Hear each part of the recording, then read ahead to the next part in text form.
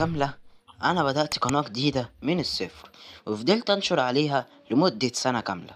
وخلال السنة دي نزلت فيديوهات كتير وجبت مشتركين كتير، وكمان فعلت الربح على القناة. والنهاردة هشارك معاكم تجربتي الكاملة من أول فيديو لحد آخر فيديو، وهوريكم عدد المشاهدات والمشتركين والأرباح. وكمان هقول لكم على الأخطاء اللي أنا عملتها عشان تتجنبوها، وهديكم شوية نصايح فادتني جدا في القناة دي، وحاجات كتير تانية. يعني فيديو النهاردة دسم جدا. بداية القناة أول 30 يوم. اليوم الأول نزلت فيديو مقدمة للقناة، يعني فيديو تعريفي بسيط. في أول 24 ساعة الفيديو جاب لي 125 مشاهدة و15 مشترك، وبعد يومين الفيديو وصل ل170 مشاهدة. وبعد 5 أيام نشرت المقطع التاني، بعد 24 ساعة جاب 600 مشاهدة و10 مشتركين.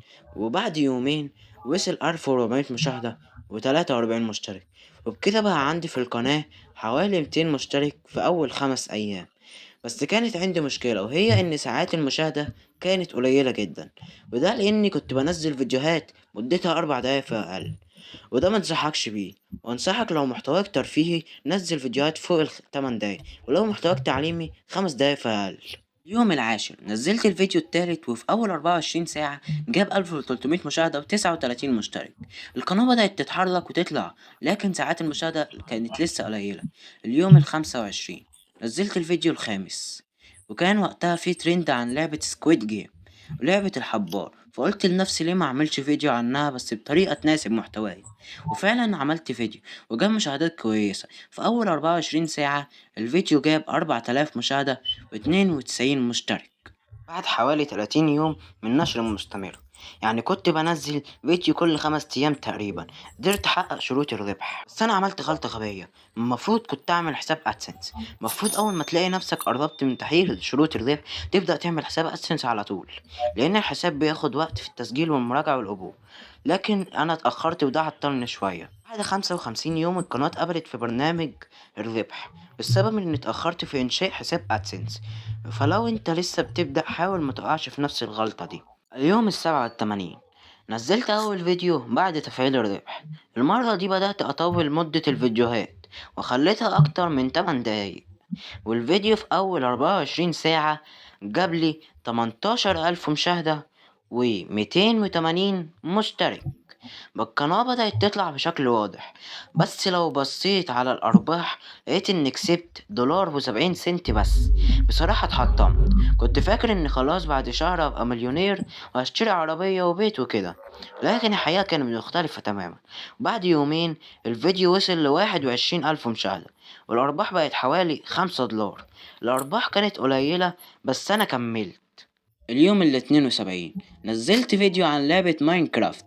الفيديو في أول 24 ساعة جاب قريب من 9000 مشاهدة، لكن أرباح كانت 50 سنت فقط. بحني بس أرباح زفت الزفت بصراحة. وبعد يومين وصل ل13 ألف مشاهدة و2 دولار. وبعد كده نزلت 5 فيديوهات وغيرت جدول النشر بتاعي وخليته فيديو كل 7 أيام. لكن المشكلة إن الفيديوهات ال5 كانت مشاهدتها كانت قليلة جدا، فقلت شوية وفكرت وجبت فكرة قوية ونزلتها فورا. والفيديو جاب في أول 24 ساعة من النشر 11 ألف مشاهدة، لكن أرباح كانت 50 سنت بس. وبعد يومين الفيديو اللي أنا نزلته وصل ل14 ألف مشاهدة $1.90 فقط، أرباح قليلة جدا. وهنا بقى أنا فعلا اتحطمت جدا جدا، لأن المشاهدات كانت قليلة. بعدها ظهر ترند كبير عن جي تي اي وقت نزول التريلر الرسمي. طب عامل فكرة عن جي تي اي، لكن المرة دي الفيديو ما كانش جيم بلاي، كان عبارة عن قصة. والفيديو جاب 7000 مشاهدة في أول 24 ساعة، وبعد يومين وصل ل9000 مشاهدة $1.30. وكان الار بي ام حوالي 27 سنت لكل 1000 مشاهدة. وبعدها نزلت فيديو قصة تاني ومدته كانت أكتر من 9 دقايق، وجاب في أول يوم 3000 مشاهدة و50 سنت. لكن لو دخلت على الفيديو النهاردة هتلاقي إنه وصل ل97 ألف مشاهدة و45 دولار. والفيديو ده حقق أرباح كويسة جدا. والار بي ام بتاعه وصل ل60 ل70 سنت لكل 1000 مشاهدة. والسبب ان اغلب الجمهور كان من المملكة العربية السعودية ودول الخليج. بشكل عام الار بي ام بيكون فيها عالي. بعدها بقى الطمع دخل عندي شوية وقلت خلاص هعمل فيديوهات قصص عشان أجيب أرباح عالية. فنزلت فيديو عن قصة عن ماينكرافت ووصل لحد النهاردة ل78 ألف مشاهدة و19 دولار اليوم ال162. بدأت أنزل فيديوهات ملهاش علاقة بمحتواي الأصلي بس لمجرد إنها مقاطع مربحة. بعدها ما كنت ساحب على القناة شهر كامل، نزلت أول فيديو وفي أول 24 ساعة جاب الفيديو 77 مشاهدة بس. الفيديو تقريبا انهار والسبب إن المحتوى كان مختلف تماما عن المحتوى الأصلي للقناة. وبعد النهاردة الفيديو جايب حوالي 2000 مشاهدة بس. اتحطمت بصراحة وسحبت عن القناة شهر كامل. يوم ال194 نزلت فيديو تاني محتوى مربح على أمل إن الموضوع ينجح المرة دي، لكن للأسف مات برضه وجاب حوالي 800 مشاهدة فقط. ولحد النهاردة جايب حوالي 3000 مشاهدة بس. ما عدتش بنزل فيديوهات وسحبت عن القناة فوق الشهر الكامل. وفي اليوم ال226 نزلت فيديو بعنوان أحتاج مساعدتكم على أمل إن أرجع الريتش للقناة، لكن الفيديو ما جابش المشاهدات.